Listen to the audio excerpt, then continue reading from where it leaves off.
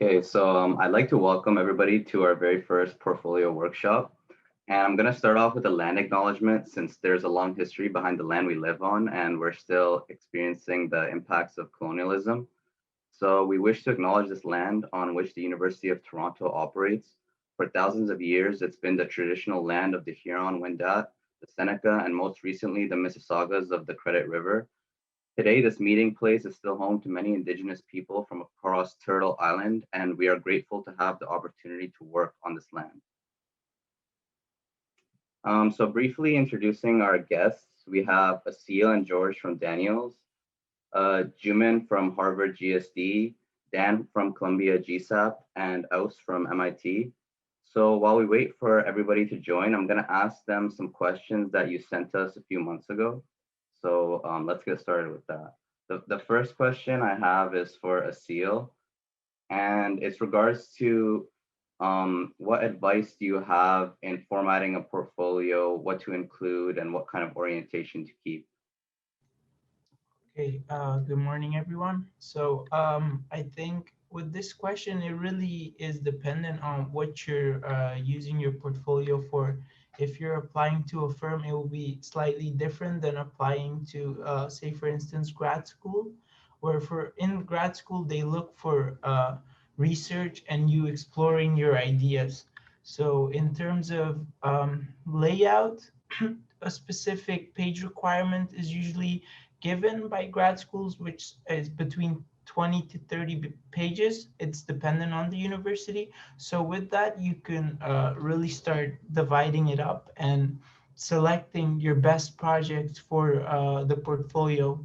And with 20 pages, from my experience, you could include like 5 really good projects where each project would take up about 4 pages. And what was other part of the question?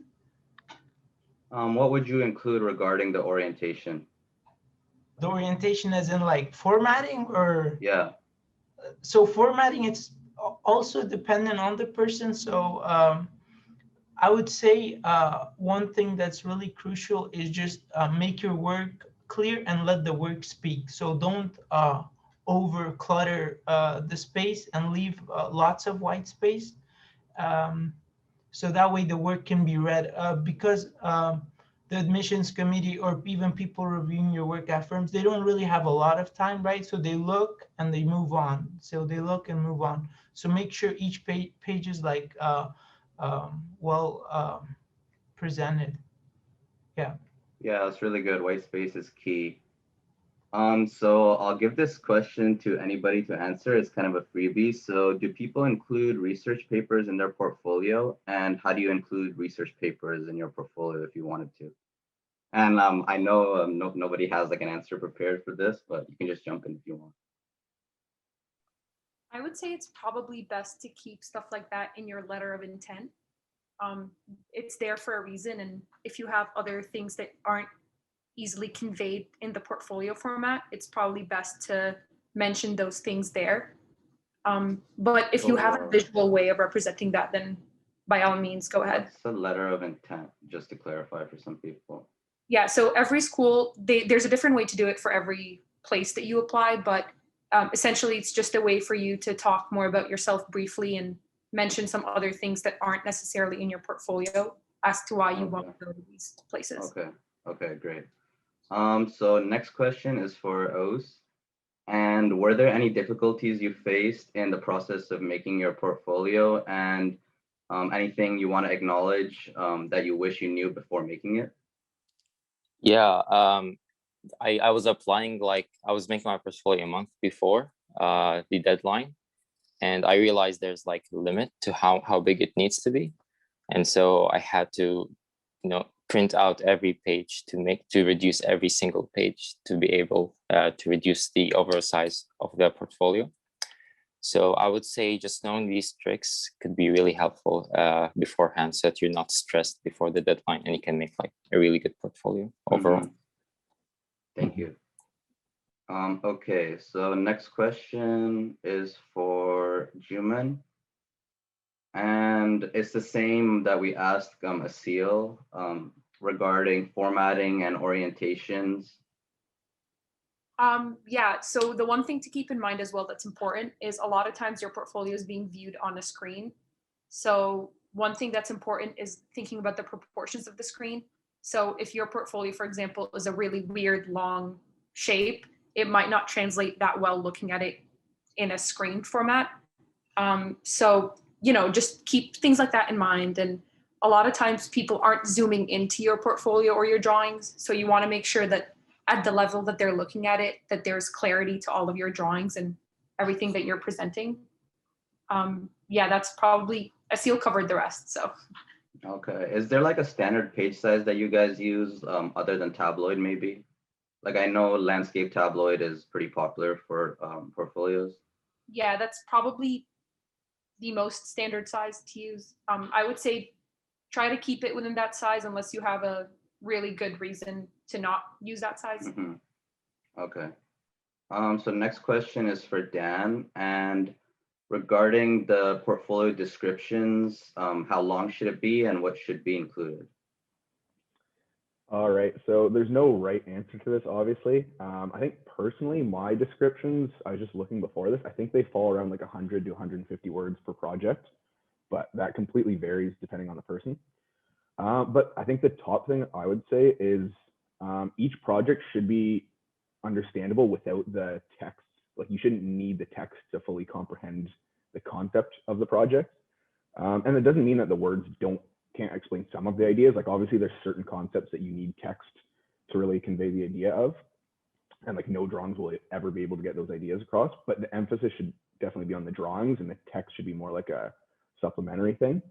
So that's kind of what I would say. And just on another note, you should also consider the text and descriptions, not just relative to your ideas, but also like how do they fit in as like a graphic component of the portfolio? How do they fit in with the composition and all of that? Because think if you have a lot of text, it's really going to take up like a lot of real estate in the portfolio. So just think about how that works in terms of like white space, composition, and things like that. Like if you have like black text, how does that like offset colorful drawings and things like that? It can really like boost the portfolio, I find. So just think about text, not just in terms of like what you're actually saying, but in terms of like the graphic layout of everything. Okay, that's some beast advice. So I'm not sure who's gonna answer this one, but the same question that we asked Ous. So were there any difficulties that you faced in making your portfolio, and did you anticipate these difficulties? This is for George, sorry. Okay, sure. Yeah, this is a great question. And basically for me, how to anticipate these problems and all that, it's more so about when to start your portfolio. So I started my portfolio the summer before everything else. So then basically the summer before fourth year. And that gave me enough time, I think barely enough time for me to get everything finished and ready to go. My plan was to basically partially finalize this when school starts so that I can be the first or one of the first people to start talking to these profs for their advice. I think you should always give yourself more time than you need. So my advice to you guys would definitely be just to start early, like start as early as you can. Like I started in the summer. I started at the beginning of summer and I was barely just able to finish everything. And I was like in the end very satisfied with what I did because I was just able to work at every little drawing and every little detail because I had that time. So give yourself the time, give yourself the extra amount of resource and all of that so that you're always ahead and you're always trying to push before the deadline. That's the biggest tip. I think I'll add one more thing to that too, is like you can always improve your portfolio. So the earlier you start, the more time you'll get to improve it. Even when you're at a stage where you can submit it, there's still parts that you can always improve. So just think about it that way. The more hours you put in, I think the better results that come out of it. And one more thing is like picking projects early on so you know what to work on. That makes everything a lot easier for you. So keep that in mind. Yeah, so that was some really good input for you guys. We'd like to thank you for those thoughtful responses. And so now we're going to be continuing. I hope everybody's here who wants to attend. And We're going to be moving to the breakout room session, so the more intimate and focus of this workshop. What's going to be happening is there's going to be 4 rotations. So we have 5 instructors, so you'll be able to get to see almost everybody. And they'll explain their portfolio in like about 10 minutes, and then you'll have 10 minutes to ask and answer questions if you have any. So if Sadi could move us to the breakout rooms, that would be good.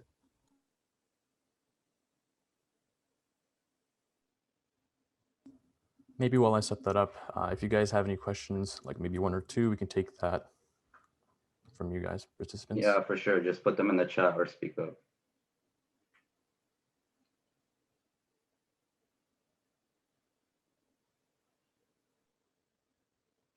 Cover pages. That's a good one. Aseel, you want to cover that? You're gonna see 5 today, so I think that should help, right? Yeah, nothing too crazy. Cover pages are just cover pages. You gotta just give them a little taste of your work, you know, something to get them interested. And yes, your portfolio does change depending on where you're applying, especially because every school has a different page limit, which you will find is super challenging if you're going from a super short to a super long portfolio. So yes, it will change depending on where you're applying. One piece of advice I'll actually give for that one too is like look at all the requirements way in advance and try to kind of come up with like a lowest common denominator that should be able to satisfy multiple of the requirements for different schools. Like it's something, I don't know, I'm still doing that right now when I'm applying for internships. Like I'm looking at all these firms I want to apply at and saying like, okay, this firm has a page limit of this many, whatever, and this firm needs it to be a maximum of 10 megabytes. So I'm kind of like looking and trying to make like just a few versions that will fit kind of all these requirements, and then hopefully I'll be able to nail all of that requirements that way. Okay, so we're ready to move you guys to the breakout rooms. You can ask the remaining questions over there. About myself, I went to U of T and I graduated recently. So April 2020, that's when I graduated, and I'm currently doing my master's at the HarvardGSD. It's been online, not the most fun environment to be on Zoom, but hopefully we'll be back in person soon. So this is the portfolio that I used to apply to grad school with. It's definitely changed quite a bit since then, but this should give you a good understanding of what a grad school application portfolio should look like. I know someone asked about cover page earlier in the session. So as you can see, mine is completely blank, nothing on there other than my name. I would say personally, keep your cover page super simple. Don't overcrowd it. This is not really the place for you to show off your design skills. It's just a cover page. And same with the table of contents, which you will see here. So in terms of the type of projects that I included here, I included 4 academic and 2 professional projects. One thing to keep in mind is try to include a variety of different scales in your project. So a smaller scale project, larger scale project, you really want to be able to show off a lot of different types of projects. You don't want to be repetitive. You want to make sure you're showing off as many different aspects of your design skills as possible. I think that's really important for a master's portfolio. So I started off with this more traditional building student housing project, which you will do at some point in Daniels if you go into the design stream. One thing to keep in mind, which is super important, is you want to make sure to keep a consistent format throughout your portfolio. So for me personally, what I had done was for every project, I introduced it with a full bleed drawing on the right-hand side and then text on the left-hand side. Just make sure you're consistent. That's the most important thing. You want to make sure all your projects are reading in the same format. So for this particular project, what I wanted to show was this ability to integrate outdoor and indoor, which you will see later down the line. But I started off with this partie drawing and a precedent on the left. Make sure that the order of your drawings makes sense. Like chronologically, if you're looking at a project, you want to make sure that you're ordering your drawings in a way that makes sense for someone who's looking at it.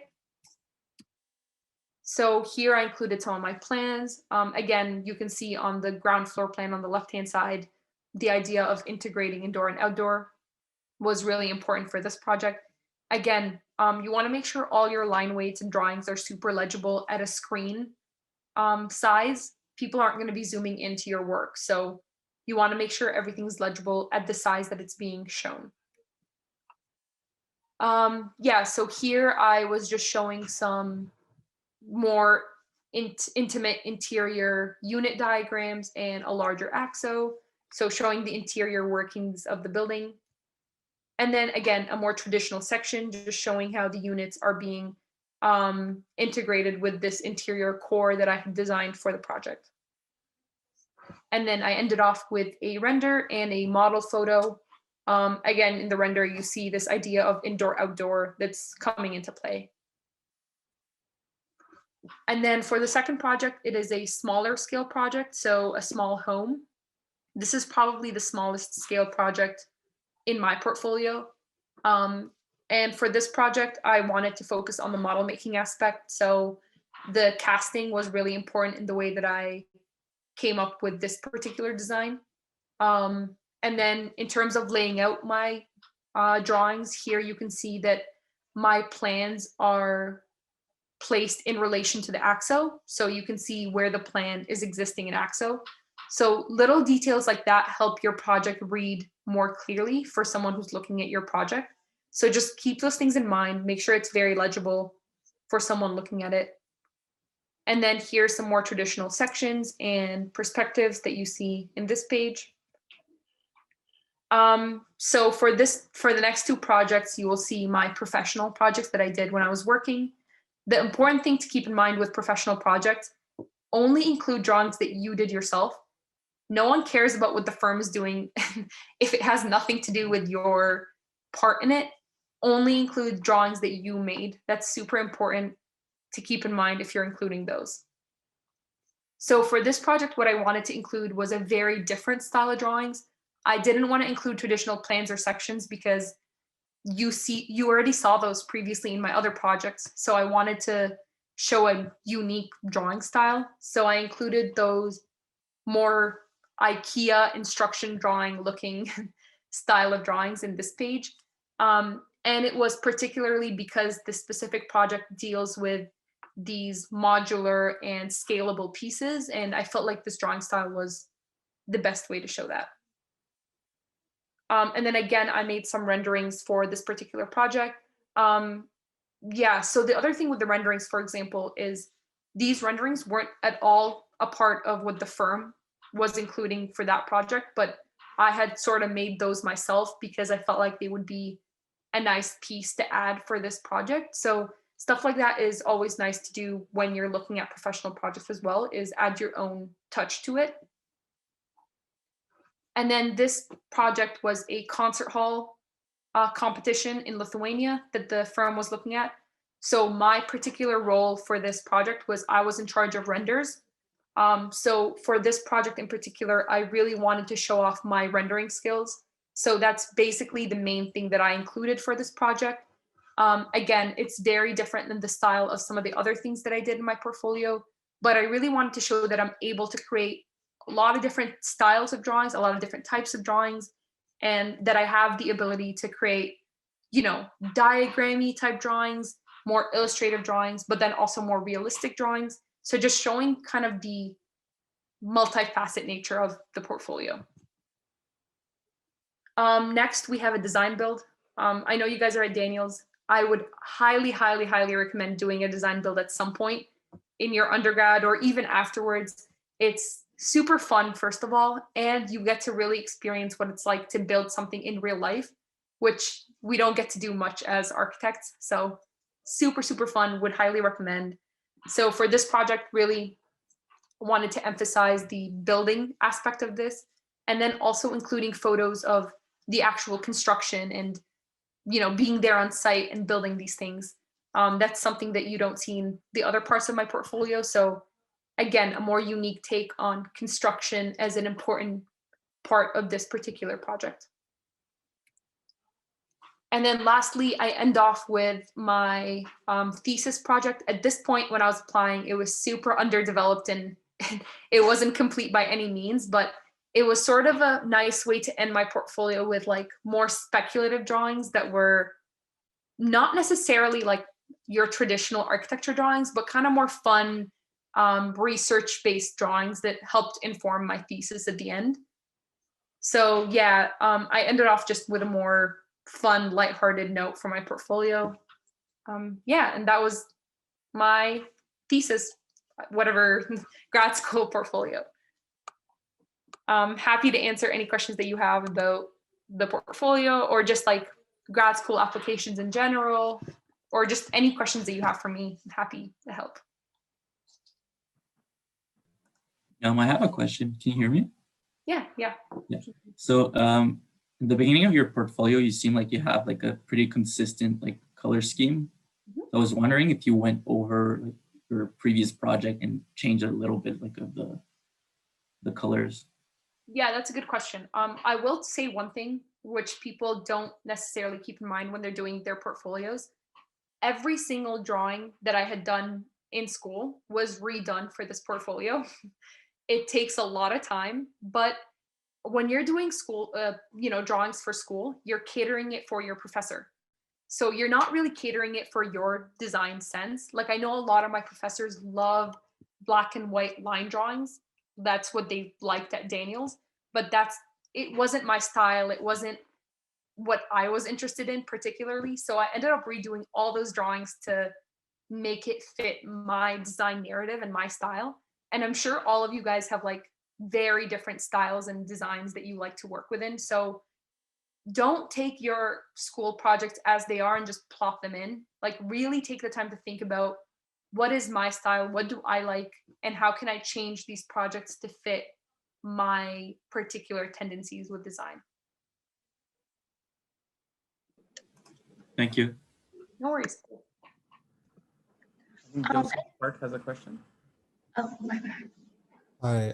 So I was just wondering if you have any advice for applying to whichever stream, like you chose design stream specifically.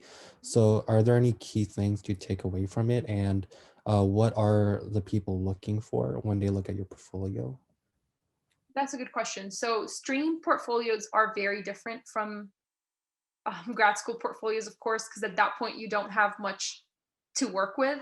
The one thing I will say to keep in mind for those is you're mainly looking at your academic work, but one thing that is super important for those portfolios is your layout and the way that you're showing those projects. Because a lot of you guys are going to have the same projects that you're showing for that portfolio, you want to make sure that the way that you're presenting it and the layout and the graphics of the portfolio is super clear and clean, and that it looks visually appealing. I think that's the main thing to be looking at for such a short portfolio like the stream portfolio.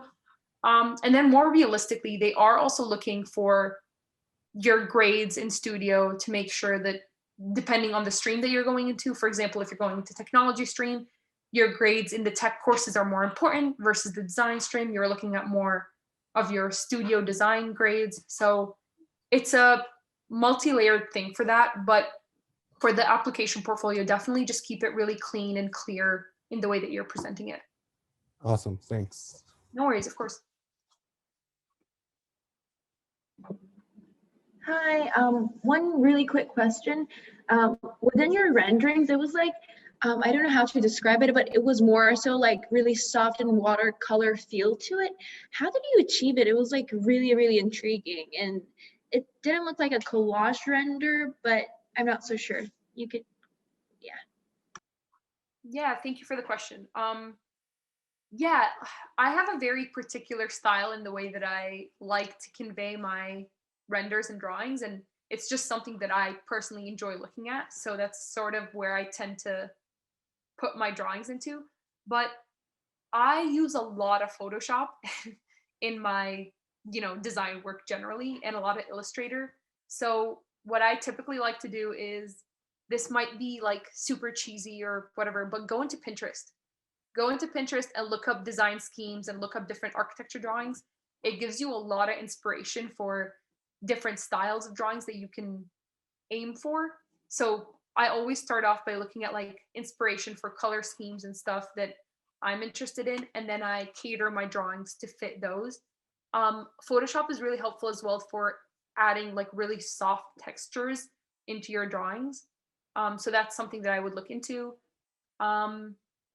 Yeah, I would say also like look at other people's portfolios and drawings and how they've done things, and then pick out things that you like from different types of projects and think about how your design capabilities can kind of grab from all the different things you've seen and be able to make whatever work that you enjoy making. I think it's time that the breakout rooms will end in a bit. I just wanted to say that it was really inspiring to see your portfolio, Juman. It was really, really great. And especially like the range of work you succeeded to show that you can achieve. That is like a major takeaway that I would be taking away from this one. Awesome. Yeah. More than also, guys, if you want to reach out to me anywhere, I don't know, like Instagram, email, or something, feel free to. I'm more than happy to, answer questions more deeply if anyone has any. So yeah, don't be shy. Reach out for help. Where could we get the email? Your email? We will probably email all the people who are present today with information where you can reach our speakers, maybe their Instagram. We'll share that soon. All right. Oh, there we go. Welcome, Yeah, George. sorry about that. Kind of a boomer with this kind of shit. So anyways.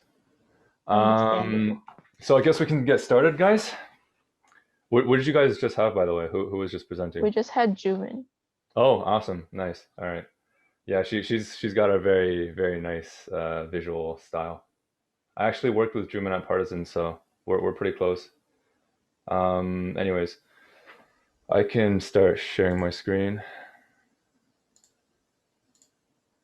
And I think how I'm gonna start presenting this is how all of my other profs that critiqued my portfolio looks through this portfolio, and also like they're basically trying to replicate how they would look through portfolios in like a selective setting when they're actually kind of choose who's going to get into the program. So let's just get started with the cover page, and then I have CV, first project, project modeling, design logic, sectional perspective, model studies, second project, part 2 diagram, design logic, third project, just more modeling, fourth project, drawings and details, model photo, fifth project, the room precedent, design logic, more details, fabrication and production, and modular design with the pods. And then this is like the sixth somewhat project of, photography and amending on this photo. And then that's the rest of my portfolio. So that's roughly the amount of time that you guys will each get for each portfolio. And that's not a lot of time. And what I would say is that, yeah, like you just have to pick the best images. And you have to pick the best drawings that you have, because they're not going to spend that much time looking at it. Like, in fact, like they're not going to read all this stuff, but I still have it, right? Like you still put it in as like a tertiary thing if they're interested and if they want to learn more about it. So to get in more detail with this kind of portfolio, I think what I kind of focused on is the consistency. I deliberately made it so that there's these part 2 diagrams that kind of follow in every single project. And that kind of ties everything together, because that really rationalizes my design thinking. And it's very simple. Like these 6 different images go from start to finish of my design. So you get a very easy sense, or like a very simple sense of how this is all generated. So here again is the same kind of layout with the same kind of idea, where you're starting from, ground zero, and then you're just, extruding this, and then you're putting this on that, and then you're cutting this. And basically it's a very simple way of showing your design logic. And of course I didn't think about this when I actually designed this building, but it's something that is very simple. It's like, I hate to reference big here, but it's like Björk Ingels groups, right? Like when they show off their projects in this kind of style where it's very simple, it's very digestible, which is why it's so popular, because everyone knows how this building works, even though they just made it so easy. And it's probably complicated as hell.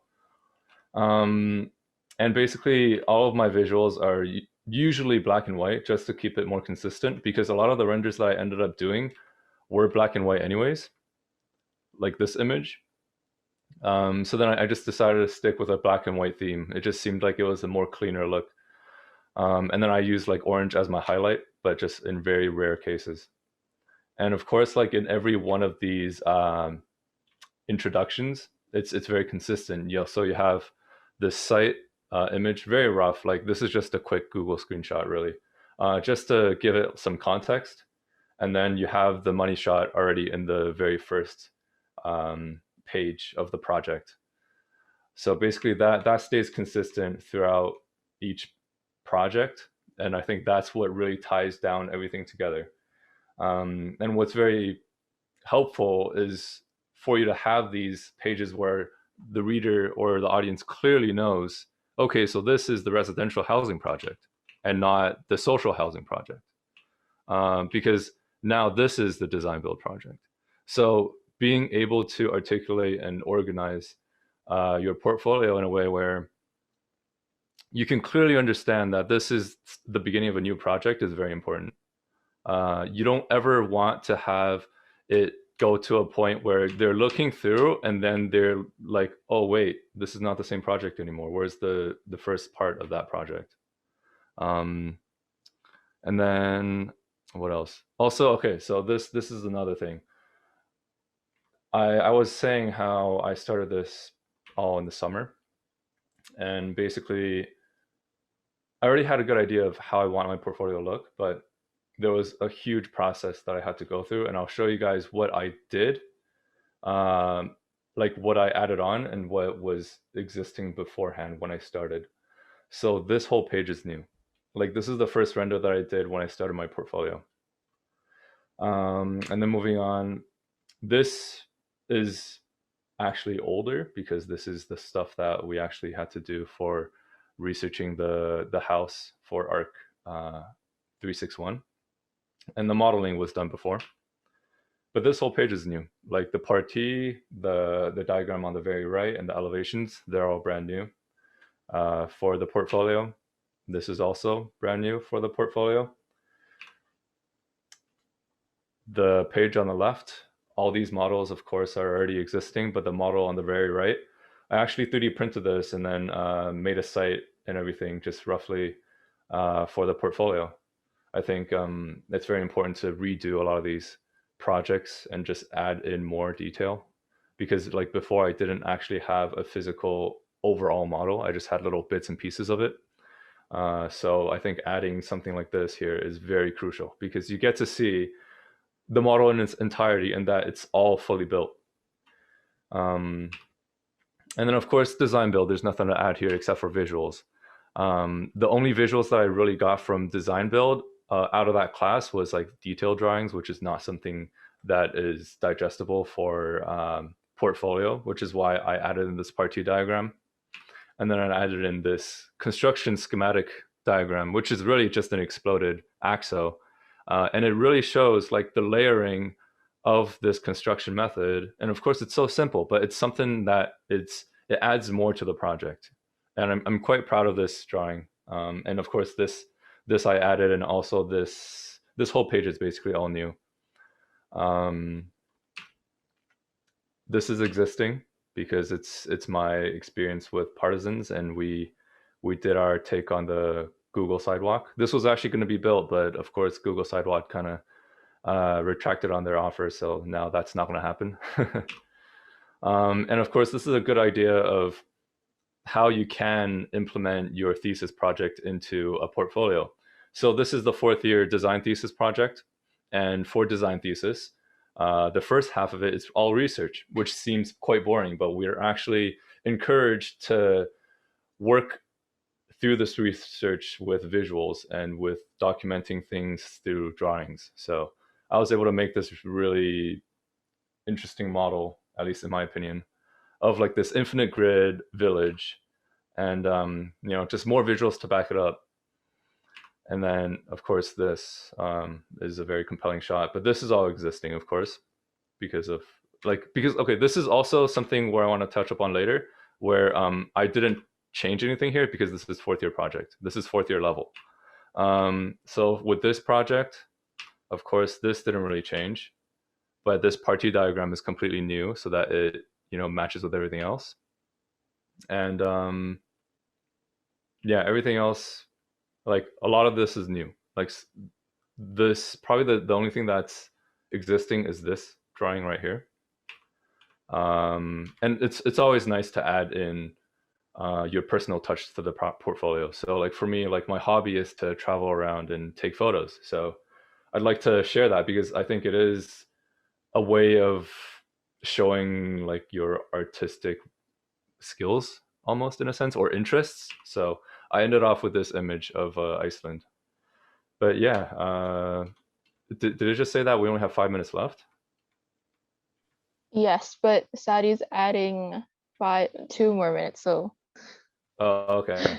We can go through some questions. Sorry about that. I kind of lingered on with this. No, that was very helpful, I think. It's good. It's very interesting to see like how much is new and like added on to your coursework. Yeah, a lot of it's added on. And like I want to add that what was really important that I kind of answered for someone else last class was, I mean, the last group was basically you should always look to improve your projects, because even though you have really well-rounded like 30-year projects per se, say like 461 and 462, there's still a lot of things to work on, because what you're submitting is basically an intro to your 4th year level work. And what you did in 361 and 362 is just the beginning of 3rd year work. So there's still, like, I'm sure that you guys still have grown a lot through 1 year, and like, you know, representationally and design wise. So just use that and take that to your advantage. Like you like when you look through your portfolio, it should all be 4th year or 3rd year above level work. Like there's no reason for you to put in, say, your 361, but it looks like a 2nd year level work. You know what I mean? And also don't be too against putting in 2nd year work, but I would recommend, if you can, try to definitely, you have to rework those in a way where they all look cohesive and they all look to the same level. Yeah, that's very helpful. So we have a bit more time because they added on 5 minutes. Okay, awesome. Yeah. Does anyone have any questions? You can speak up or put it in the chat. Oh, Naomi's asking, what rendering program did you use for your render? V-Ray. I use V-Ray, but really, what people don't get is that you spend like 20% on V-Ray and you spend 80% on Photoshop. So yeah, never think that an image is done after V-Ray export. Yeah. Cool. And also, what I want to add on is never be more hesitant and like complacent with your work. Like you can always add in more. Like the thing is, what I was kind of hoping for, like what I was aiming at, like even though my goal was to get into UFT, my like aim was to Harvard. Like the only reason like I was able to get like a full on like scholarship to UFT, it was because I was aiming at the Harvard level. So even if I didn't get into Harvard because my marks weren't there, like I don't need to really pay anything for masters now because I tried so hard trying to perfect my portfolio. So never be complacent with like, okay, this will get me into like UFT for sure, because more often than not, like you guys will be able to, you know, put in the work and then have a really good shot at getting to UFT masters. But, you know, always go above and beyond and try to, you know, get that scholarship money, because, you know, it's good money. Why are you passing it out, right? Yeah, that's some great advice. We have some more questions in chat and we have a bit more time to answer them as well. Awesome. Okay, Kristen asks, any tips for Photoshop? Any tips for Photoshop? Actually, I mean, the thing is, biggest tip, start with a reference image. Biggest tip, because like the thing is, like all of this stuff too, like it's not just done out of nothing, you know, there's always a reference to every image.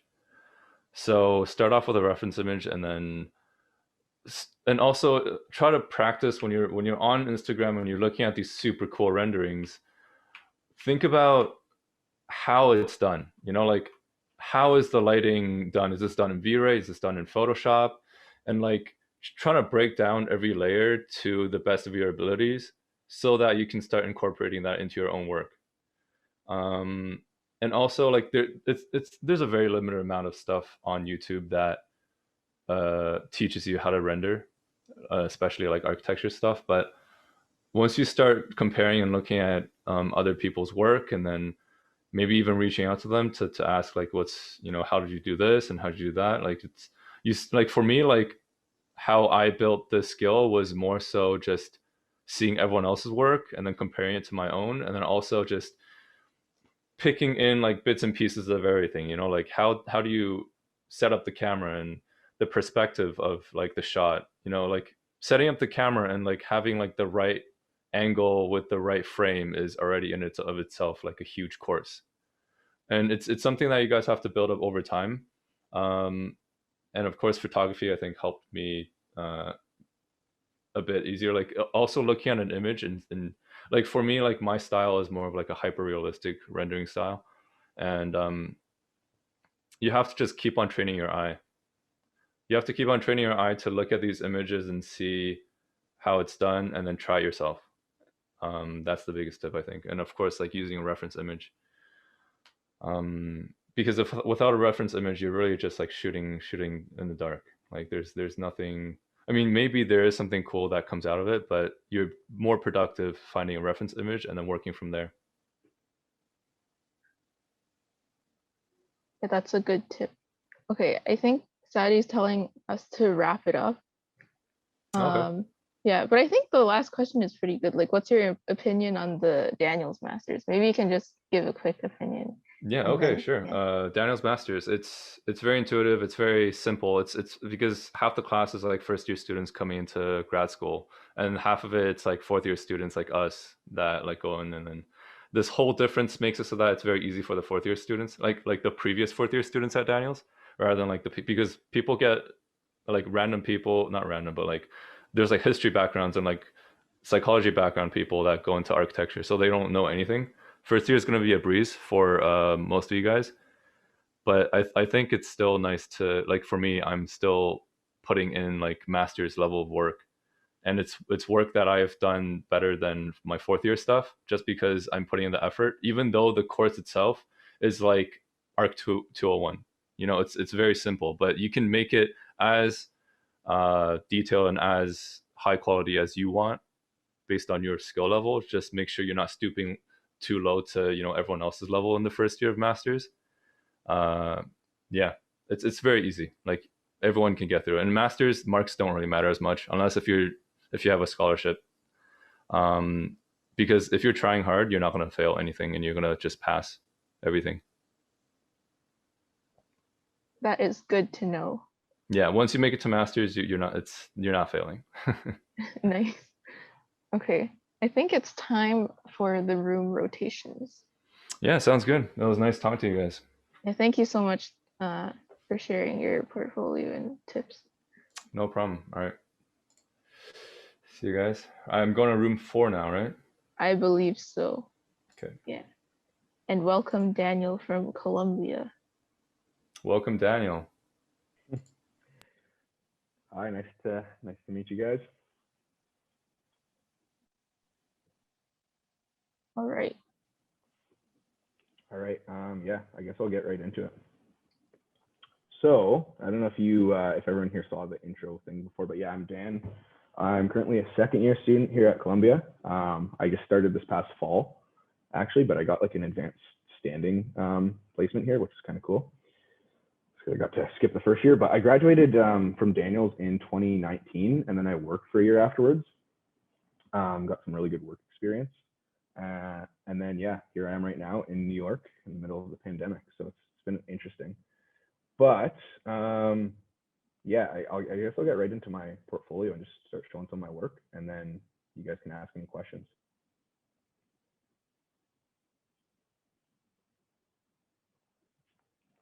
All right, just let me set a timer up first.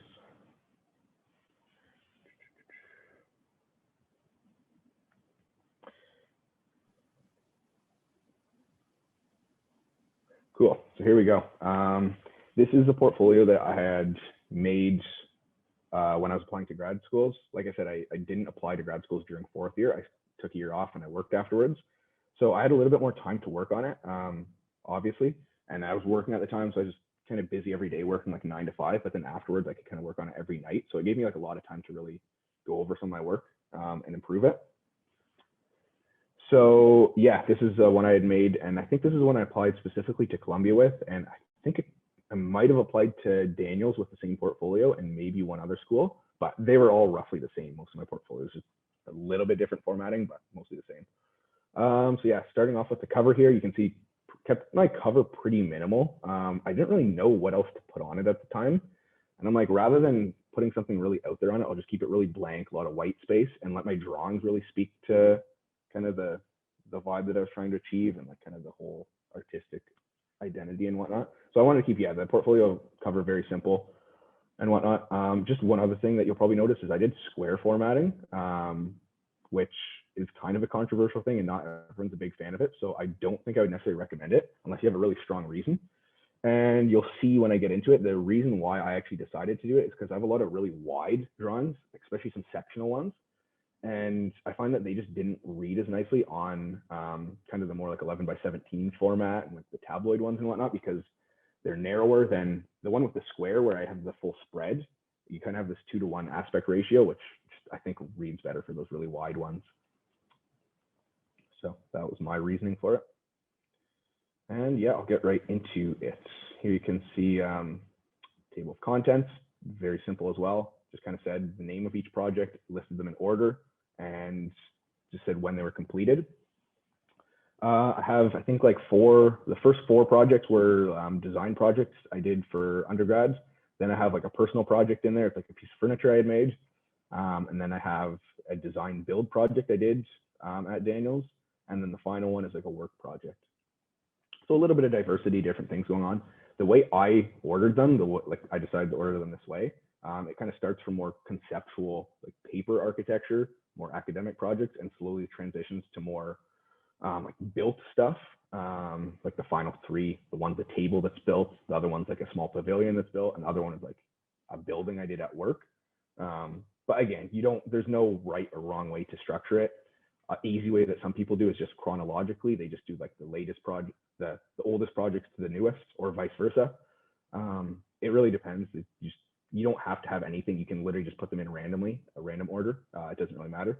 I will say though, one of the good pieces of advice I got from an undergraduate professor was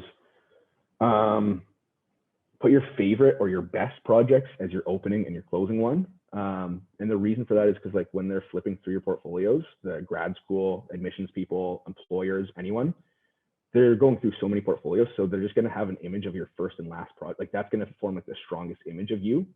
Like you can have a killer one for your first project. It'd be amazing. But then they could go through the rest of your portfolio and it might get, if you go like newer to older projects, it might get a little bit worse as they keep going. And so like your last project in there, if it's like not a really strong one, they might leave like exit out of the PDF thing and think, oh, like the last project I saw wasn't necessarily the strongest, and that might be their lasting impression of you. So it's just something to consider. You can see right here on the right, I can have this little blurb about what I was trying to accomplish with this portfolio, I guess like a little bit of a thesis, if you will. You don't need to have this. I just wanted to put it in there just to kind of, honestly, partly was just to fill that white space and add like a little bit more to the start of the portfolio rather than getting right into projects. But I also just kind of wanted to describe partly my approach to design, which I didn't really know what it was at the time. So I was just kind of trying to articulate it. But I think it's good to kind of put some ideas out there, and it will give employers and grad school people a little bit of an idea of what your approach is and kind of what you want to do from architecture with architecture. So I'll get right into it now.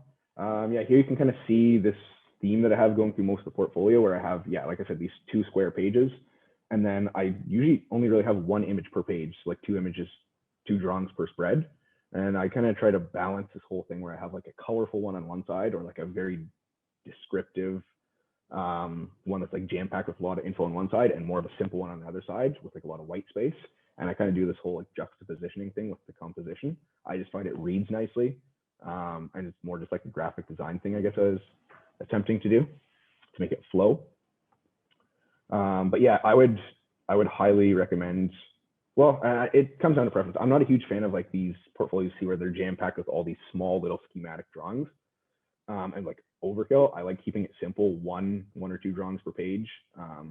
But it depends. If your drawings are like more simple, it makes more sense to put more of them on the page. Where I prefer drawings that have like a lot of information in them, and just using less drawings to tell the story of your projects.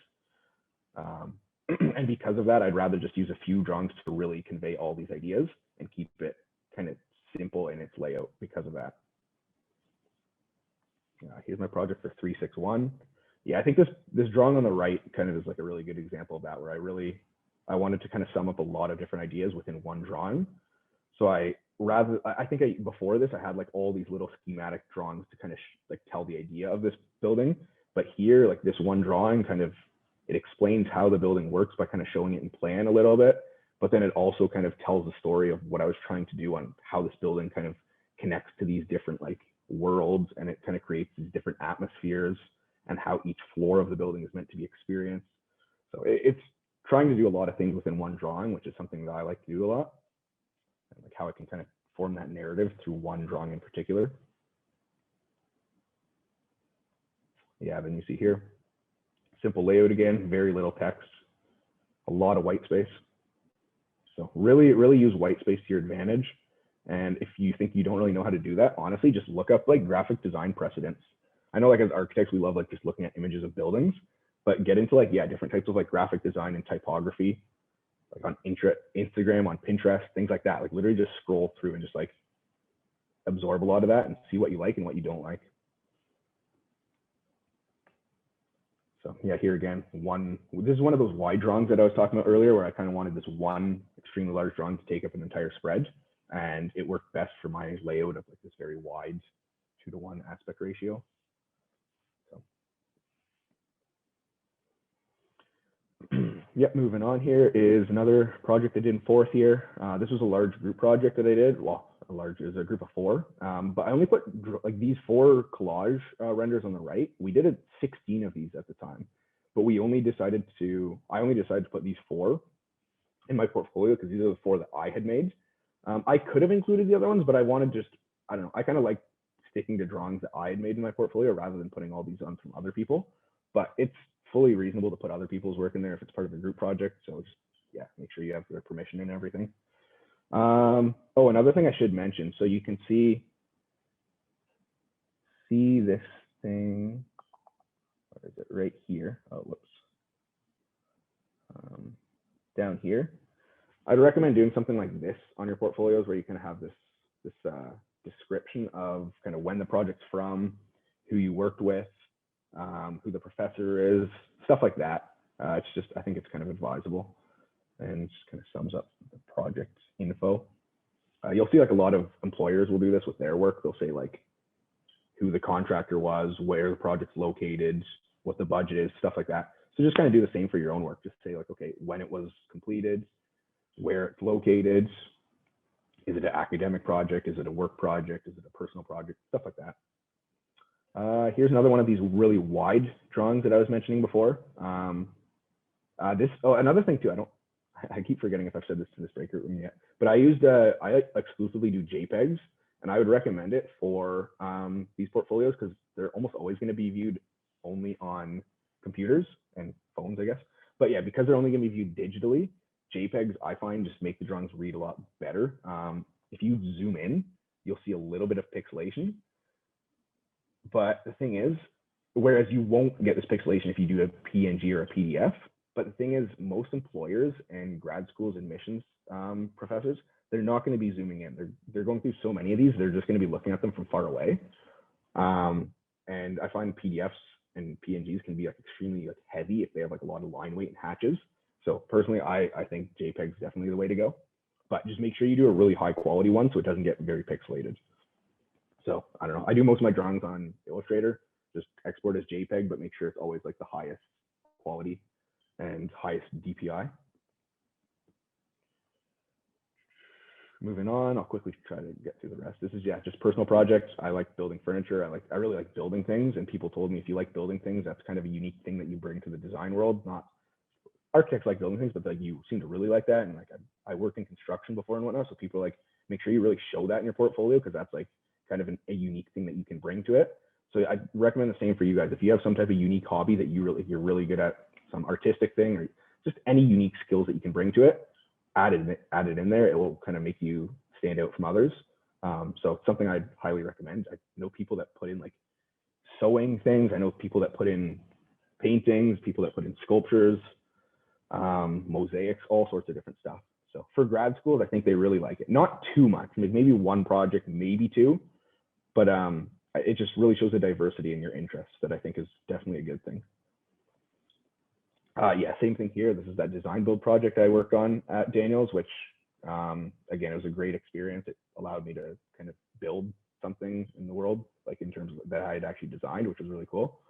So yeah, I would highly recommend the design build courses if they're still doing them. And yeah, I think for grad school stuff, it looks great to put it in your portfolio because it just shows like a different way of approaching design. So, and then yeah, I just made a quick drawing of this just to kind of explain some of the ideas. So it's not purely like built images of this. It's like you actually see some of the conceptual ideas behind it. And then just to finish off, this is the last project I had in there, which is just my the project that I built when I worked at my internship after graduating. So yeah, it's something I've been saying is I think it's good to have work experience in the portfolio, but only if it's like something that you really like design-wise as well. Like don't just put kind of generic CAD images in there just to show that you know AutoCAD or Revit. Like I wouldn't recommend that.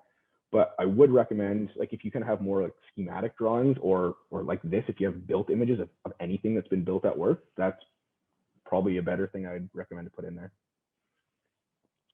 Yeah, so that's that. And then here's just some process images of this project under construction, which kind of shows how I worked through some things there, and I think shows a little bit more diversity in the portfolio as well. And then just to finish off, this is just my final concluding page. And yeah, here just kind of it's that similar blurb that I had at the start, just kind of summing up my approach to design at the time, this kind of form follows fun idea. And I just thought it'd be like a nice closing statement that would wrap everything all up. So I think that is about it. Yeah, thank you so much for sharing. We have about 6 minutes left for questions. And I think Kristen asked a really good question because you had advanced standing, right? And that's very interesting because like I think our program, most of us can't do advanced standing. So yeah, Kristen's asking what allowed you to skip first year. Was it the work experience or school grades, portfolio, or all of it? So to be completely honest, I don't actually know that answer. I probably never will. I think the work experience definitely helped a bunch, but I still don't know if that's the case because so I think there's roughly 70 to 80 people here in the MR program per year at Columbia. And I've met the other people that got advanced standing. I think there's about 5 of us, but like the 4 other guys that got it, they all have like significantly more work experience than me. And also their work experience is more technical. Like they were allowed to waive out of some of the tech classes here in grad school. They're like really good at Revit and all this different stuff. Whereas I don't know Revit and I haven't really done that type of work before. Like I haven't done like really specific CAD detailing stuff. So it's a weird one. I think the work experience might be a small part of it. And I did a lot of fabrication stuff at work. So maybe they assumed like, okay, you have some construction experience and whatnot. So they kind of thought I'd be able to skip some of the first year stuff. But I think a small part of that. And then I think, I don't know, maybe they just liked some of the stuff in it. I'm not really too sure. But yeah, it depends. Like it was all different. Because I know some of the other guys that got the advanced placement thing, they were only offered it like a couple weeks before starting. They got like an email from Columbia. It's like, hey, do you want to start in second year instead? Whereas I was notified like back in, like when I first got my admission, like I think I was notified like the next day. I got an email saying like, by the way, you've been accepted for the advanced placement thing. So that might have just been like a bargaining chip if they really wanted me to come here. Like, oh, what if we give them advanced placement? Which, I mean, I think it probably was a big bargaining chip just because it allowed me to like save on like a year's worth of tuition. So Yeah, that's interesting. but I also don't, I don't really know any other Daniels people that got it, like from my era, I guess. So I don't know. I think I was just like one of the few that somehow ended up getting it. So I don't know. If you guys can get it, I'd say like most schools give you the option to apply for it when you're doing your application. But I'd say it doesn't hurt to apply for it and see if you can get it. But yeah, from Daniel's program, I don't know how likely it is to get something like that. Mm-hmm. The bargaining aspect that you and Juman mentioned are very, I think I haven't heard about that before. It's very interesting as well. Yeah, it's a really interesting thing because like the two things that the schools can, well, there's like three things that most grad schools I think can use to bargain. The one of them is an advanced standing thing because you get to waive out a year's worth of tuition. The second thing is scholarships. They'll just offer you however much more depending on how, like, I don't know. I got a scholarship from them and I said like, I don't know if I can do it. It's a little bit expensive. And they actually got back to me with a slightly higher one. So that's another bargaining chip thing. And then the third thing they can offer you is some schools will like offer you like TA ships and stuff and like paid. Honestly, a lot of it comes down to money at the end of the day, I guess. So they're like, oh, we can give you a TA ship and you'll make this much of money, which will make your tuition this much cheaper. Stuff like that. Interesting. So, yeah. I know Columbia doesn't do the TA ship thing. I think Daniels does, from what I've heard. I think they'll offer TA ships to some of my friends that are doing landscape architecture there were offered TA ships in like their admission letter. So nice. Okay, we have 2 more minutes. Does anyone have any specific questions for Daniel? If not, I'm also curious about like what grad school at Columbia is like so far. Yeah, so again, it's weird because I've only been here during the pandemic. I only came here in September. So it's been a little bit of a weird experience, but I don't know. I actually find it's got a lot of similarities to Daniels, even just like in their whole approach to design. I think them and Daniels are like two of the more similar schools. But no, I love it here. Part of the reason I came here is because I really like some of the professors here. That was like the driving force behind me applying here. I really like in particular, I like Moss Architects and I like Work AC. And they're kind of like the higher up professors that kind of structure a lot of the program here. Like Amal Andraus from Work AC is the dean here. So it like the school kind of follows like a lot of her pedagogy. So that's kind of why I decided to come here. And like, yeah, it's amazing because I've actually had professors, or I've had courses with some of these professors that I really, really liked before. So it's amazing just to like learn from them, even though it's over Zoom still. But yeah, it'll be amazing when I can actually meet them in person and just like chat to them informally. All right, thank you so much for sharing and for showing us your portfolio. Yeah, no problem. I think I posted in the one other chat earlier. I don't know. I could find the link. I think I saw it on Issue, right? Oh yeah, no, I was gonna say also. Otherwise, just like if you guys have any questions, just DM me on Instagram and ask me. Let me toss in. I think Dankitecture. Yeah. Okay. So yeah, just feel free to message me, PM me, and I'll probably get back to you when I have some time. So if any questions about grad school, about portfolio, let me know. All right, thank you, Dan. I think you're moving to room 4. All righty. All right. Well, thanks for the questions and see you guys later. Bye.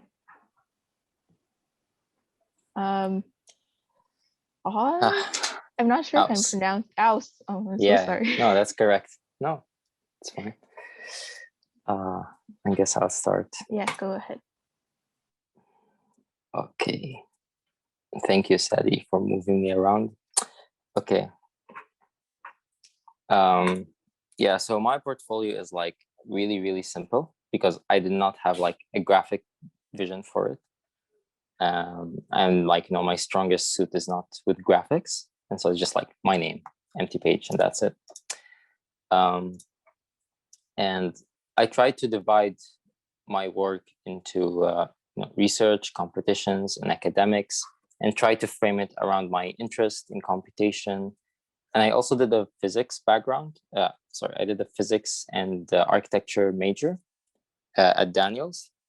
So I also tried to frame my work around these interests of mine. So I would write about them in the personal statement, but I would also like, try to show them in my portfolio. And so this portfolio is mostly for grad school. And this is the one I applied with for MIT, which it changed a lot since then, but I thought this is more helpful to show you. So maybe before I start, I'll just speak about. So I talked with my prof, Jeannie, who you guys might know, and she recommended, this book called Grid Systems by a guy named Mueller. I'm scrolling through it. I don't know if Dan mentioned it. Just a second.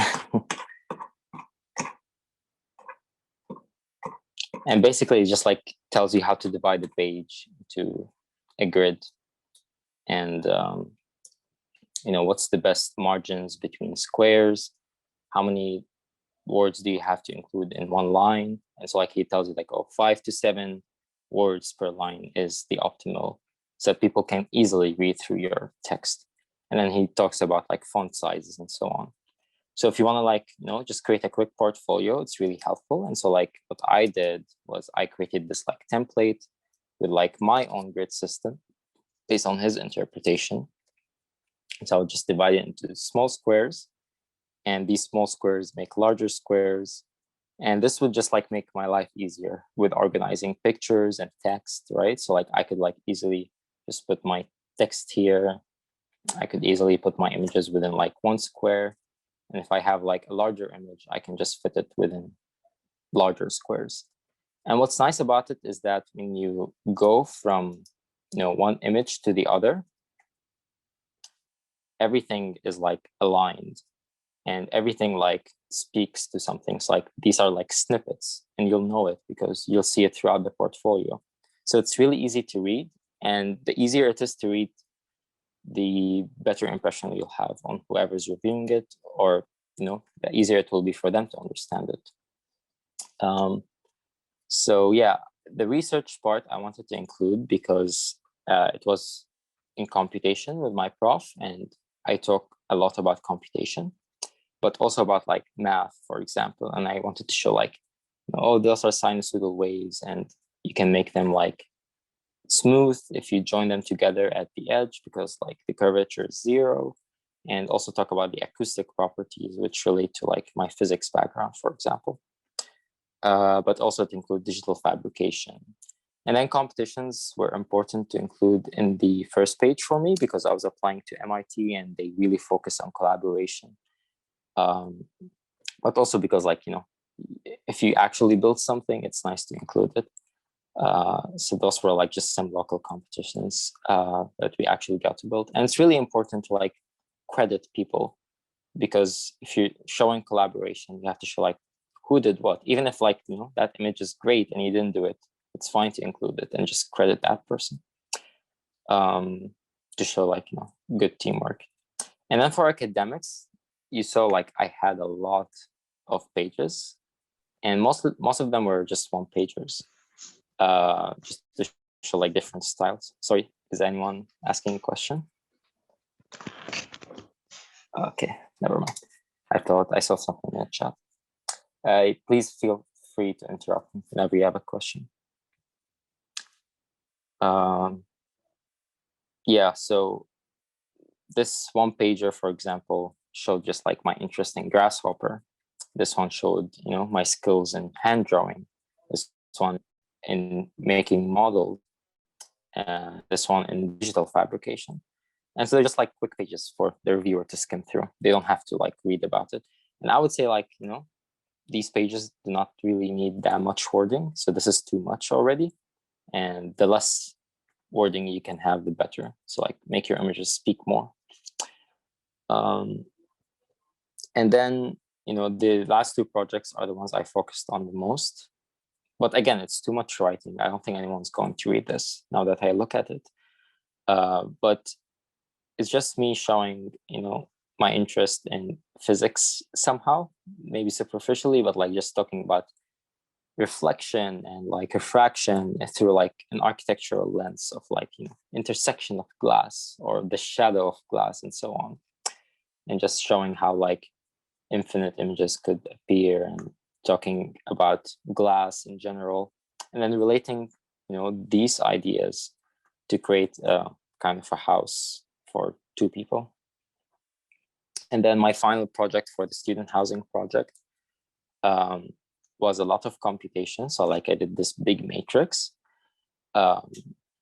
which is really hard to read or like understand. So if I would go back to it, I would say like, okay, maybe zoom in on one image and like show it, because this is just like not readable at all and maybe unnecessary to include. But what I tried to do with this project is I post-rationalize it and wrote about it in my personal statement to explain it. But at the same time, I also tried to relate it to one of the research of the profs at MIT, which is like bullshit. Like I didn't actually base it on her research, but it happened to relate to it. And her research idea was like, for example, about shape grammar. And I was just talking about how this goes from simplicity to complexity. And I was like, oh, this relates to shape grammar. And, you know, you can just have these simple modules, stack them together, and you create this complex architectural language. And just like, I was just lucky that it related to it. So like, if you can relate your work to the people who work at that university you're applying to, it's even better, because then they'll be like, oh, this person can like, you know, do a research position here and help us and so on.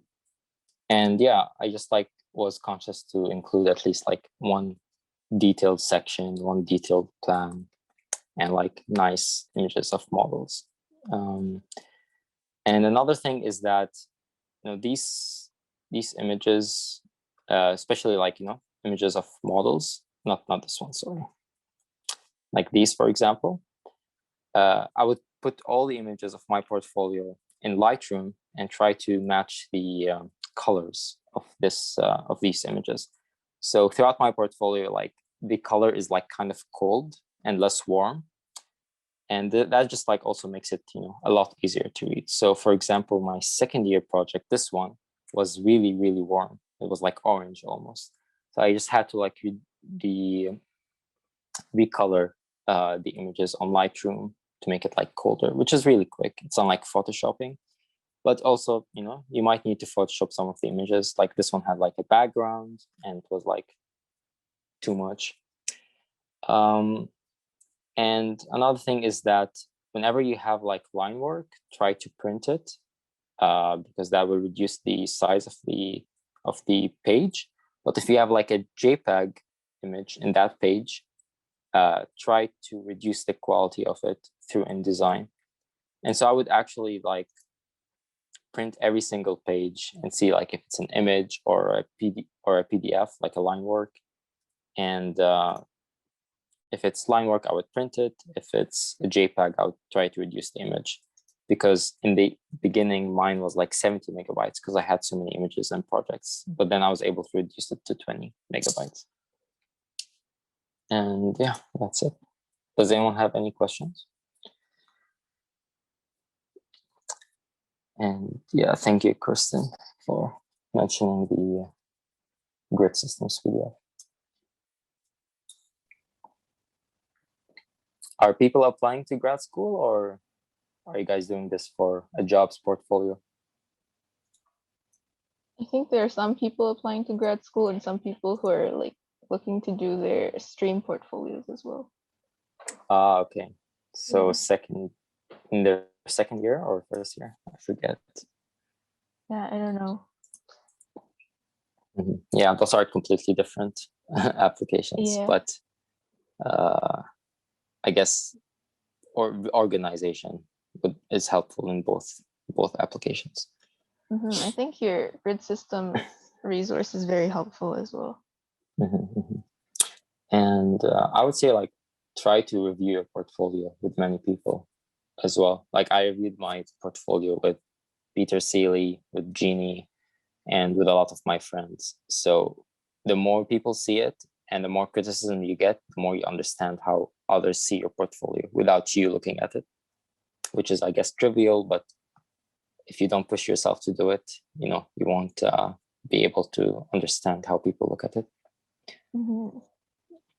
And this is too many pages, too many projects. I would only include like 5 projects if I'm applying to a job.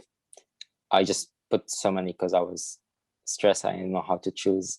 But if I was going to redo it, I would just like, you know, have like 7 projects max. Yeah, you're really critiquing your own portfolio right now. Yeah, because this is the one I applied with 2 years ago, so I changed it a lot. All right, I think we have about 2 to 3 more minutes. Does anyone have any specific questions for Ous? Otherwise, I'm kind of curious what grad school is like in MIT. I've been asking some other people this question as well, but yeah. It's very different from Daniel's, but it's like, what's nice about it is that there are so many different faculties that you can, like, it's so easy to access other faculties. So I'm doing like courses in computer science right now, but also the courses in like the media lab, which is like this famous faculty, and they have like these crazy collaborations with architecture students, and they create like robots and machines and like, I don't know, living architecture. It's like they play with like the molecular level of like you know, materials, and just try to create this thing that shrinks on its own and just lives. So like it's a lot of like abstraction and experimentation. It's actually also too theoretical. It's not computation. I was expecting a lot of computation, but it's not computational at all. It's very theoretical.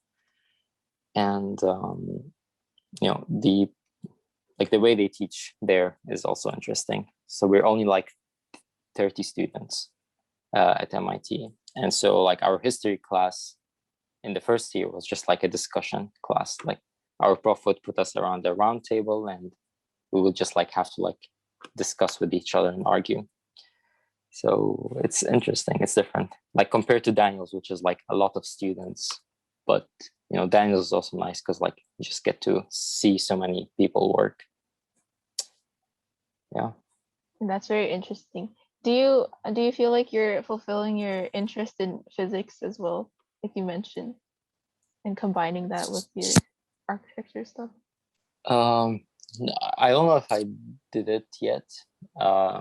Like the first 1.5 years of any MArch program is like a core kind of program. So you're repeating a lot of what you did. But now, after finishing 1.5 years, I am getting to see like, you know, more stuff. So like our studio right now is with a professor who does research on carbon materials, and just explain, like we go into the physics of the, you know, carbon and how to like build with carbon and so on. And I guess Aseel is here, so my time is up. Yes, thank you again. Thank you. So you're going to room 4. Yeah. All right, welcome, Aseel. How are you guys? Good? Everybody's good? Okay. I'm gonna just start it up, you know, go over my portfolio, and then if you guys have questions, just ask them. Anything portfolio related or school related or whatever, and we'll go from there, I guess. So just share my screen, and so the portfolio that I have is 20 pages, and it's made up of 5 projects, 3 academic, 1 competition, and like a research project. So here, when I was applying, I included my CV. I don't think you have to do it, but I just felt like it was it would help the person just to see what I did and stuff. So I included all the stuff at that time that I was doing with the school. and then just some of the skills, the typical, maybe that's not a good idea anymore to lay out all those skills, right? And the contents, this is what I initially talked about with the projects, but I'm also giving like a sneak peek of each one of the projects that I had. Maybe sometimes it's not good to do a contents page, so you leave them surprised. That's also a good idea. This was the first project that I placed, and I think it's one of my stronger projects. This was the final design studio in third year, and it was design of a student residence in Spadina. And so I'm gonna just move a little bit faster because there's less time, I guess. So basically what I did was I have my diagram of how I came up with the concept for the building and like a final image of the building. And here I'm just showing the 3D printed model that I had within the site. So I'm highlighting like model photography, right? And on the right is like a site analysis showing the transportation and services in the vicinity, right? This would I think it captures the project well because it shows the how the space is being inhabited. So you should always ask yourself that question, like, how is my space being inhabited? And this was like a student residence, so you'd imagine that it's busy at the lobby areas, and how each space is like sort of how people are sitting within the space. And on the right, I just included like a little text box of the programs. And on the left side here is just a model that I built showing the room configurations. And on the right is like a fisheye render view. So show variation in your rendering. So this like fisheye is not like not a lot of people would do that. So just show variation. Here are just some plans. It's important to show that you can do plans. So this page is just dedicated to that like, oh, I can do plans with hatches and stuff. But I've seen better ones now. But at that time, I think it was like good. And this was the housing studio. So it was based off of the precedent. And the precedent that I had was Villa Stein by Record. And I'm just showing what I took from the space with my research and then made that constructed it in real life with like a material study of rockite and plexi. And here's a sign analysis of the space. So we're just showing the different typologies that were present and floor plans of my building. And here's like an axle of the building within the site. And these sections here are flat sections because I tried to highlight the roof garden and the greenhouse. And it's important to show variation. So previously I did like a perspective section and now I'm doing flat ones. Just show that you can do different types of drawing. This is the Art 201 studio, simple box design, just showing how I got my concept from the Gold Ring Center, how each floor was dedicated to a specific activity. So I followed that same concept. So each floor is dedicated for a specific type of studying. And I tried to highlight that with drawings that I created. Here's a competition that I worked on with engineering students. And we placed like the honorable mention, we placed like top 9 out of 44 universities. And here I'm just showing analysis and construction of the of the tower. So it's like a seismic resilient tower. So the important thing here is like testing it. So we did testing with balsa wood and analysis of the tower itself and how it would resist seismic activity in Vancouver. And the final project that I worked on was as part of Stephen Vertiger's book that he wrote, and it was the construction of a grit shell in Nova Scotia. So here I'm just showing construction. My role was like a fabricator, and I did all like the gluing of the lads and drilling of the structure itself. And in the final, I'm just showing how the grid shell was laid out with the different layers that it had. And that's it. And if you guys have questions, you can ask any of them right now. Thank you for sharing. Yeah, no worries. Questions? We have 6 minutes. 6, that's a lot of time. Okay. Yeah. Yeah, Is it- any questions, just to help you out, I'm curious, is the seismic competition you entered the UTech one? UTech as in like? Let me try to find it. It's called University of Toronto Seismic Design Team. Oh, okay. Because somebody has been sharing a competition in our Discord server as well. That's, I think, similar. It's also, it might be the same thing. It might be. I'm not sure, but this one, like, you see how I put for each one, like the role that I played in, and this one, I think they do like a hiring sort of process in the summer. Like at that time when I did it was like August 2018 maybe, and they hired me as like an architecture lead, and basically the role that I played was all the drawings and renderings, and I also took part in constructing the tower itself. But I think you have to apply for it. Maybe it changed, maybe it didn't, but you apply for it, and then because it does take up the whole year. That's what I remember. Oh, okay. It's probably a different one. But there are lots of competitions out there. This is just one of them. There's so many competitions out there.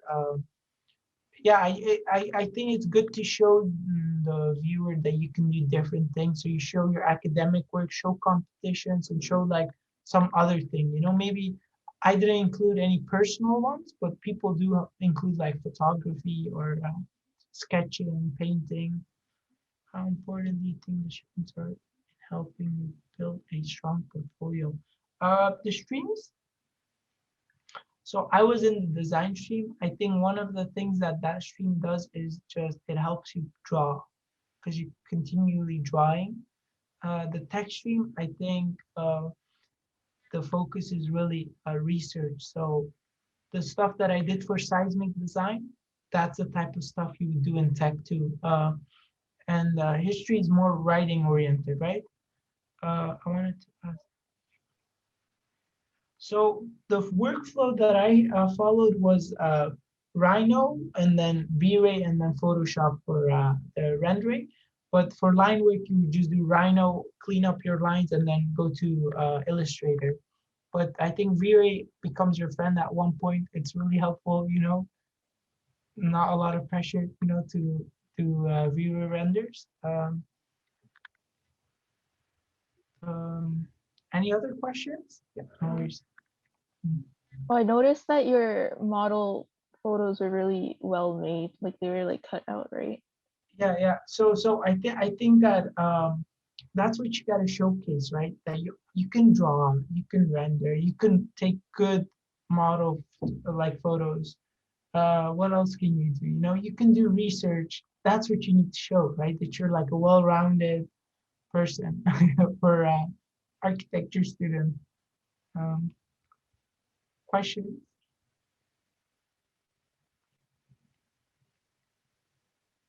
Do you have any tips for taking good model pictures? Yeah, I think that natural lighting helps a lot. So try to take your photos in natural light. They help a lot. Outside helps a lot too. And it depends on the look that you're trying to go for, right? Sometimes placing your model on a patch of grass will actually make it come out, or placing it on concrete. Concrete really helps too. But in my case, I'll just remove the background. So that's one way of doing it too. Yeah, that's smart. Instead of having different backgrounds. Okay, we have two. Oh, you can go ahead. But we have 2 more minutes, and then when we return to the main session, people will still have a bit of time to ask like general questions as well. Yeah. If you have any questions, just ask them. I think it helps the students. to it provides relief in a sense, you know.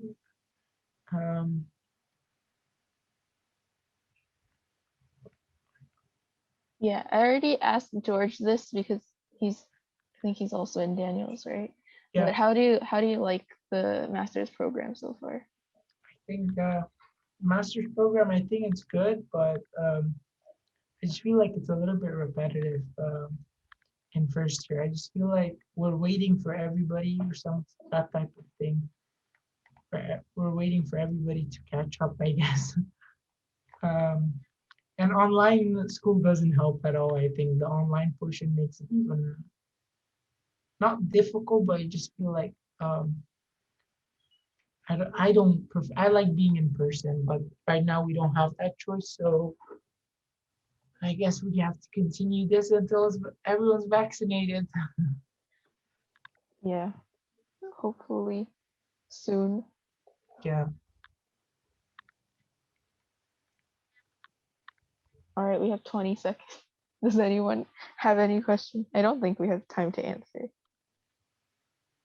Do you like using Miro and like?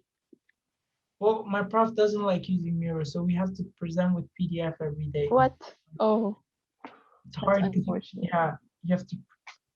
Yeah, she doesn't like using Miro. All right. Yeah, man. No online school. I don't like it. Okay, so I don't know if Sadie is going to be snapping us back.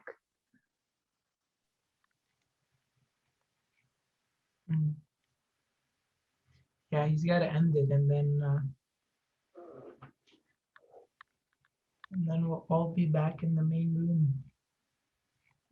Oh, Aseel, how did you decide which schools to apply to? So I applied to UBC, UFT, and then Columbia University in the States. And I got into all three of them, but UBC was just, I just applied there as just for the sake of applying. I didn't really apply because I wanted to go to Vancouver. Yeah, I'm just gonna answer this. And then Columbia University, I was really passionate about that one, but they didn't fund me enough. So the funding was the problem. How'd it go? Good. Okay. I didn't finish what I was saying. You can continue. Yeah, you can I finish feel that now. it's important. We're gonna just continue the question answer session until like 12:55 or whatever, and then you can just briefly conclude and let people go. All right, sounds good. So you want to continue, George? Right. Okay. So I was saying, now that you guys seen all this, all these portfolios that we've kind of showed, and like we kind of all like got into where we wanted to go, you know, it's just up to you guys to put in the work, because, you know, once you put in the work, you have to trust the process, and you'll make it. Like we made it, so there's no reason for you to not make it. Motivational speaker, George, man. You have a new job. No, but I mean, dude, people need to like get started. Like, well, I think one thing that I agree with George is if you put in enough hours, it's all good stuff is gonna come out of it, right? So if you're putting hours from the summer, you're gonna have good things happening. Okay, so don't think like, oh, if I put hours, nothing's gonna come out of it. Also, there's a lot of good things coming. Also, out. for those people that are not in streams, do not be discouraged, because we just got a friend that that got accepted to Berkeley, and she put in like all of her work in her portfolio, and she wasn't like in design studio. She wasn't like, I mean, design stream or tech stream or history stream, and she got into Berkeley because she worked hard, and like she knew that with our experience, like, and what we did, she kind of just referenced our portfolios and made her own, and then yeah, she's set. So anyone can make it. Yeah, the streams part, don't let it discourage you at all. Just shoot your shot. I think it was Kobe Bryant or someone that said that. I don't know who was. You know, shoot your shot. You're gonna get it in. Also, guys, not only does the faculty at U of T help you a lot if you ask for help, also reach out to your friends. Like, I know a lot of us, when we were applying, we were helping each other out and kind of reviewing and critiquing each other's portfolios. Yeah. So the more eyes that you have looking at your portfolio and helping you change it and fix it up, the better. So the more people you can reach out to, the better your portfolio will end up being. So yeah, make sure you're doing that as well. Definitely. Okay, if there's any other questions, you can just like raise your hand or put it in the chat.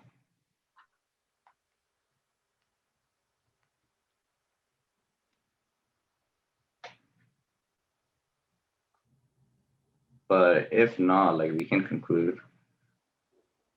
Yeah, we can conclude. Okay. So I just want to thank everybody for coming today and those who have made this a success. And as the instructors were kind of concluding with just now, it's really about you taking the principles and the concepts that were presented to you today and moving forward with them.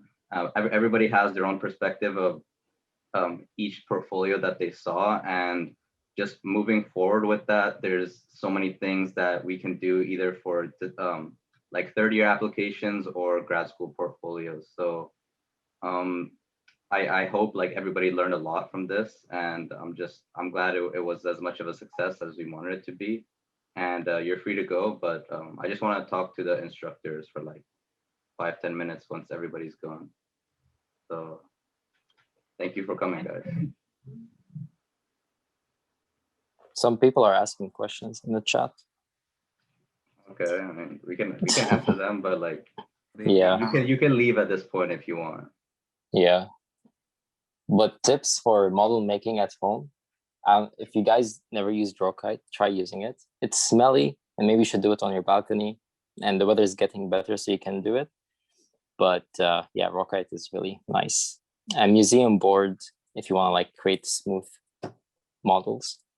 Also, I know someone who like recently renovated their kitchen, and they included the whole design process of like the before and after and all the stuff they did for that in their portfolio, and it ended up actually being a super neat design piece. So even stuff like that, like if you're doing random design things in your spare time, it could make for a nice portfolio piece too.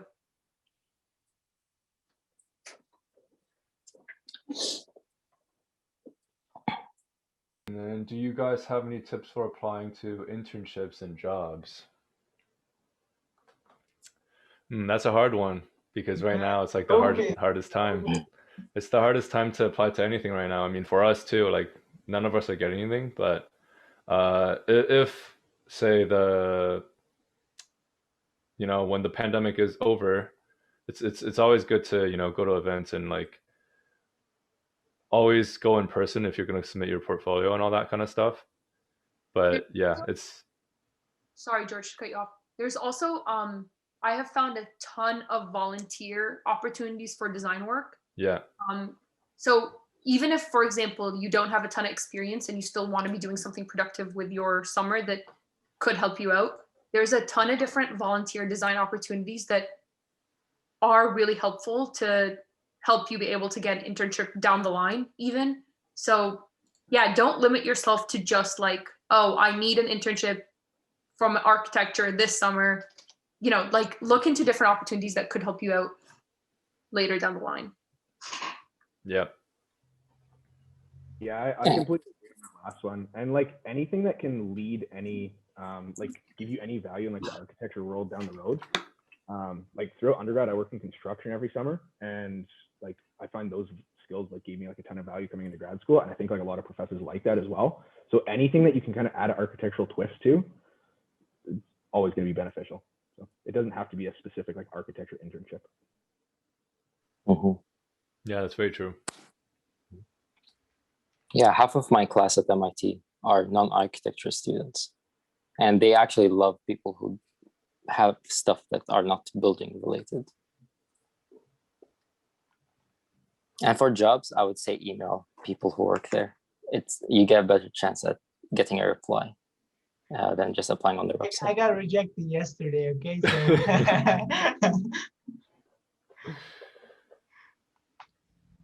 It's okay, as long as we're trying, we'll hit something. I got it. Oh, sorry, my bad. I just had a really quick question about jobs. I'm so sorry. I was just asking, like, if you email the firm and like they don't respond to you for like 2 weeks or something like that, because obviously like maybe your like email ended up in the spam, or they just didn't see it or something. Like how like you obviously, like I watched a few YouTube videos online about applying for jobs, and they said like you should be persistent, but like if they don't reply to you, like how long should you wait before you like try and follow up with them again to see if they'll respond? I would say follow, like if they haven't responded within 2 weeks, definitely send a follow-up email. But if they don't respond to your follow-up email, I would say at that point it's pretty clear that either they're not hiring or they're not interested. So there's no point badgering a firm like with 20 emails if they're clearly not, in the place to be hiring. So send one follow-up email and see what happens from there. But if they don't respond after the follow-up email, then I would say it's a sign that stop going with that. Yeah. Okay. Thank you.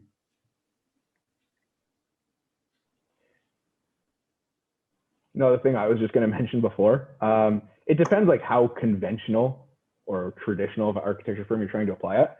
I've gotten like freelance work before from Instagram. I had like a furniture account that I had like a couple years ago, and I DM'd some guy this one time. I'm like, oh, you have really cool work. Are you ever trying to hire someone? And whatever, and like no response. I sent like a massive DM. I got no response. I'm like, oh, whatever. I shot my shot.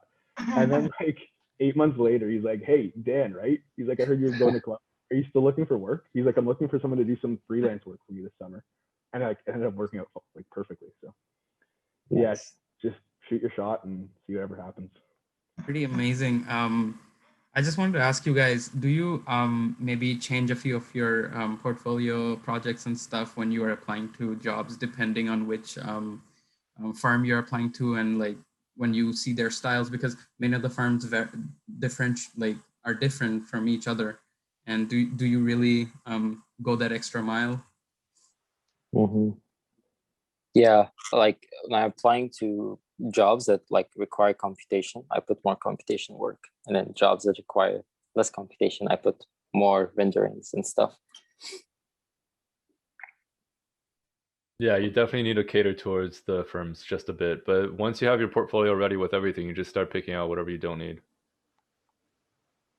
Yeah, if you have like an InDesign template, just like add and remove pages, and it becomes really quickly. Oh yeah, that's a huge tip. efficient. Everyone use InDesign. Do not use Illustrator. Yeah, agreed. Illustrator is going to be the bane of your existence. Yo, if you're doing like compiling 200 gigs files. Can I just ask a quick question to the other speakers? Just because a couple people asked me questions about it, I just want to make sure I wasn't like out on a limb. See if I could get a second opinion. What are your guys' opinions on like JPEGs versus other types of files for your portfolio? Well, at the time when I did it, I would convert all my line drawings into JPEGs, and then because I felt like what you see in Illustrator, you don't get it when you export it as a vector work. So maybe I think Acrobat has changed that now, where you can view it properly. But at the time when I was doing it, I converted all my everything into one folder JPEG. And then you know what the thing was? It was because I saw other people like they showcased their portfolios, but it was just like dark because it's vector work, right? And I'm like, that doesn't look good. So I switched it up. One thing to add, I feel like if you want to use like a raster file, which is like JPEG, maybe you might want to use like a PNG, which is like a little higher quality than JPEG, but the file size will be a little bit bigger. Yeah, correct. Mm-hmm. One thing nice about vector though, if you choose the correct way to view it on Acrobat Reader, you can zoom in infinitely. So like you get crisp, as Sadi said, crisp images. And also they could be much lower resolution, like much lower size. So I had like pages where like some of them were like vector work, other pages images, just to make sure it's like the right size. I agree. Just keep in mind too that like not every professor or employer is going to be able to like use that tool on Acrobat. Yeah, they're not. Some people out there, like some people in the architecture world, are really dinosaurs. Like they're not tech savvy at all. Like I have a prof right now, and like she not knows like, let's say, zero about anything technology, and she's probably one of the most successful architects in Canada, but she doesn't have like an Instagram or a website or anything because she doesn't believe in that. And we were supposed to use Miro for our class too, like in studio, but she's like, I don't know Miro, I don't know, bring me PDFs. And so it's such, it's such a joke. No, but also, like, I was talking to a bunch of the professors who do admission for Harvard, because now they're doing the cycle of admissions for this like coming year. And they were telling me that because they look at so many different portfolios, they don't even bother zooming in or like doing any of that. So like, just make sure that at the scale that they're seeing it on their screen, that it looks good. Like no one's going to take the time to do all that work and like zoom in. So if your lines aren't exactly crisp, no one cares. If it looks good on screen, then that's what they're going to see.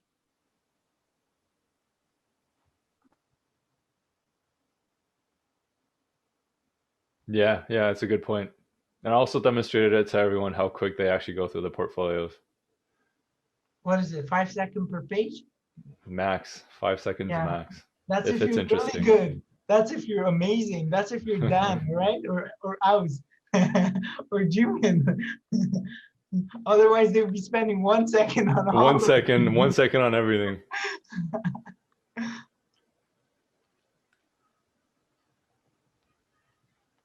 I have like one more quick question about just exporting like vectors in Illustrator. So like, I know that I believe it was Daniel who said that you should export everything as, I believe it was a JPEG. Does it like, I know when you export in Illustrator, it has like, you obviously set the PPI to 300, but then it also has something like a scroll wheel for like file size. Does it matter like if the file size is ginormous, or should I just leave it in the middle? Should I leave it as low? Like, it doesn't matter. And also like, what's the difference between exporting as a JPEG and a PNG? Because like, when I look at it on my screen, to me, it looks the same. But like, I don't know, like, I just want to know the difference and why I should just always pick JPEG. I would say, I'll let the others answer as well, but the two things I will say is, one, the quality of the JPEG that you are producing heavily depends on how heavy the drawing is. So if you're producing like a simple diagram, you don't want to always export it as at the best quality, because that's going to make the file huge for no reason, and it doesn't need to be at that quality. But if you're producing a really detailed plan drawing, then yeah, you would want to make that as high resolution as you can so it reads well in your portfolio. And then in terms of the PNG thing, PNGs sometimes give you better quality. And the other thing that they do, which is nice as well, is sometimes you can export with a transparent background as a PNG. So, you know, if you need that for a particular page or something, then that's something to keep in mind when you're exporting.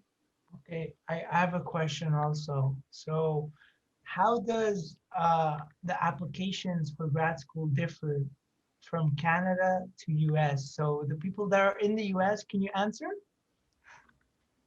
So much harder, that's what I will say. But you need a Elaborate? Is it? It's just... You do need your GREs, which you wouldn't need in Canada. So that's something that you need to book in advance and study for. Yeah. MIT canceled GREs because they realized it's bullshit. Honestly, that's amazing. Yo, that GRE was a headache, man. I never want to do that again. Oh yeah. Okay, that's amazing, because GREs suck and they're useless in my opinion, but you need to take them.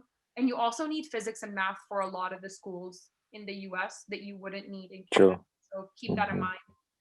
Something to note though, the GRE is like an absolute pain in the sense that you have to book it, and like you just have to like set it up. You have to pay to do it. Like, it's just annoying, but it's not like, don't think of that as like a huge limiting factor. It's more, you just have to do it and get it out of the way. Like, yeah, do it.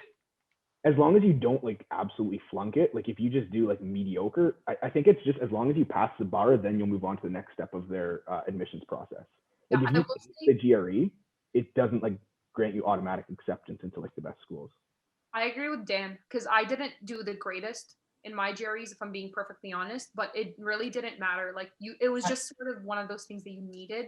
I did worse than Juman, and I got into Columbia too. Yeah, we We didn't do great on those. To be fair, we studied for like, I want to say 3 days. That's being generous for how much we studied for that. Well, I think one more thing that I want to talk about is like a lot of us didn't know we're applying to the US. It was such a last minute thing. Like it was November and the GRE deadline was like December 11th or something. And everyone's like, yo, let's do the GRE. So everybody jumped on that boat. So I think if you decided earlier and think of the GRE as a check rather than like, oh, you need to get at 170, 170. So doing it early and just getting it over with. Don't delay it. I think for us, we decided really late, and then it just went from there, you know? Yeah, one more thing, the US schools are much more expensive than Canadian schools. Yeah. So for me, I don't know about others, but for me, like, I don't find it worth it unless they give you like some amount of money or like a good TA position to help you through. Otherwise, Daniels is good as well. Yeah, just something to add on that. I'd say the same thing. For the first part of that, I'd say like if you do get into an American school and you want to go, but it's still pretty expensive, honestly, just ask them if they can give you a scholarship, or if they give you a scholarship, ask them if they can give you more, because they have so much money, and usually they're willing to give you more if they really like you. So I'd say try. Again, shoot your shot. If they say no, what's the worst thing that's going to happen? It's not like they're going to rescind their offer. And then the second thing I'd say is like, yeah, honestly, if you're going to stick to Canada, Daniels is like great. Like here at Columbia, tons of people talk about Daniels. Tons of people talk about Toronto in general. So it's like, I don't know. Yeah, if you don't want to venture out of Canada like for money, Daniels is definitely a great option. I will say too, the one thing that I know is true for the Ivy Leagues is you can negotiate. So the way it works is like, let's say you apply to 3 different Ivy Leagues and they all accept you, but one of them gave you a better offer than the others, but you want to go to another school. What you can do is just say like, hey, these 2 schools offered me this. I want to go to your school. Can you match their offer or you know, help me with funding so that I pick your school? So yeah, definitely negotiate. Like Dan said, shoot your shot. They have so much money in the US that no one knows about, and you know, they have so much funding that they can give you. So just, you know, make sure that you're asking for that and getting the most that you can. Yeah, especially in the open house. You can negotiate in the open house, which I didn't go to, and so I wasn't able to negotiate. But at the same time, I know MIT now is trying to change their financing policy, and they're trying to like give anyone who needs like kind of half tuition at least. So, and also different schools have different TA position payments. I don't know about Columbia and Harvard, but like MIT pays a lot, for example, Yale less so. So that's also like could factor in. Okay, Wow, so a lot of excellent points being discussed. I'm glad you guys went off on a tangent. We want to talk to the instructors, so we're gonna go into a breakout room, and then this concludes the session. So everybody's free to leave. Like Thank you for now. coming. Yeah, and keep an eye out on our socials for more events like this. And we will send an email to everybody who joined us today, and we'll give you share some information about our speakers if you need to reach them. And yeah, thank you very much for coming today. And I hope this session has helped and inspired all of you.